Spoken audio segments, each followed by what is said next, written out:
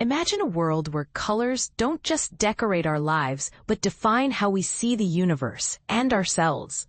That's exactly what Julio Torres dives into with his latest project, Color Theories. Known for his quirky humor on Saturday Night Live and his work on projects like Los Spookies, Problemista, and Phantasmas, Torres has always had a knack for blending whimsy with depth. But here's where it gets intriguing. This time, he's stepping away from screens and diving headfirst into live theater.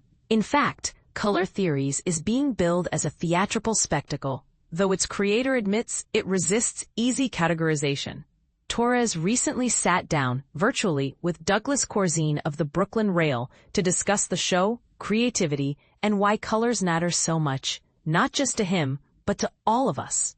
Their conversation revealed layers of thoughtfulness behind the project, along with plenty of playful tangents that fans of Torres's signature style will recognize immediately. When asked if his favorite color remains clear, a revelation from his earlier stand-up special, My Favorite Shapes, Torres chuckled. "It's complicated," he said. "This show challenges the very idea of having a favorite color. Instead of settling for simplicity, Color Theories invites audiences to rethink their relationship with hues altogether.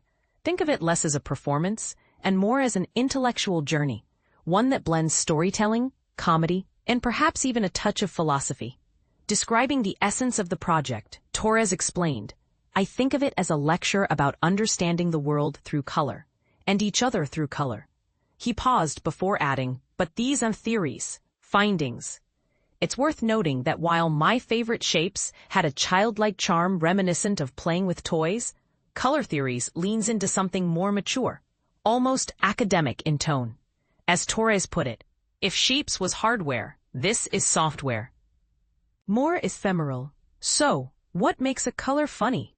For Torres, humor often arises from unexpected connections.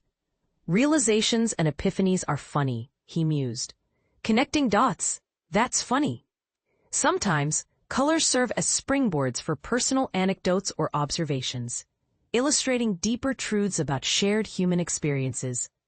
And yes, there's an element of assessment involved, though not necessarily judgment. It's summing up, Torres clarified, emphasizing the reflective nature of the process. Like My Favorite Shapes, Color Theories uses colors as frameworks for stories, but in a looser, more abstract way. This evolution reflects Torres's desire to push boundaries both creatively and physically. After years working predominantly in film and TV, he felt drawn back to live performance. "When I filmed My Favorite Shapes, I mourned that the set only existed for one night," he confessed. "I love the idea of a theatrical experience, and I want to explore the comedy in my body, the physical discoveries. For now, Color Theories is designed primarily as a live event, though Torres acknowledges the possibility of immortalizing it somehow.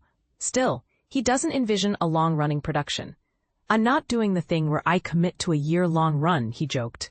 Yet, he's hardly alone in exploring this hybrid space between theater and comedy. Over the past few years, artists like Kate Berlant and Cola Scola have ventured into similar territory, creating unique works that blur genre lines. Torres found inspiration in their efforts, describing them as masterful adaptations of individual talents into theatrical formats. As rehearsals progress, Torres is eager to test the material with live audiences. While he's run verbal walkthroughs, the full sensory experience, including lighting, sound, and set design, awaits its debut. Collaborating with familiar faces like set designer Tommaso Ortino and costume designer Muriel Parra brings comfort and excitement.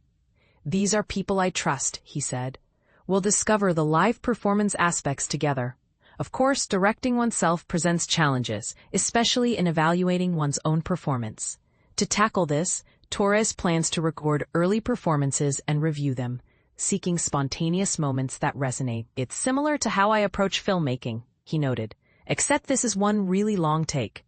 The term theatrical spectacle might raise eyebrows, but Torres promises visual magic. Picture a dynamic interplay of light, sound, and music, or rather, soundscapes. "I won't be singing," he assured with a laugh. The set itself may function as a giant sketchbook, allowing Torres to manipulate colors physically rather than digitally.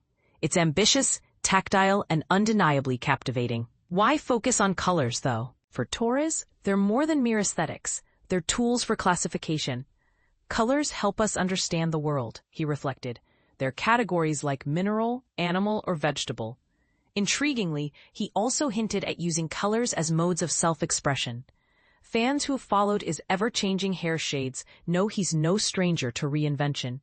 Could we see a return to his iconic white locks? Canvas-colored hair, he teased. That's interesting. And this is the part most people miss.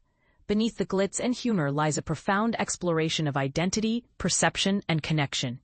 So, dear reader, what role do colors play in your life? Are they merely decorative, or do they shape how you navigate the world? Share your thoughts. We'd love to hear them.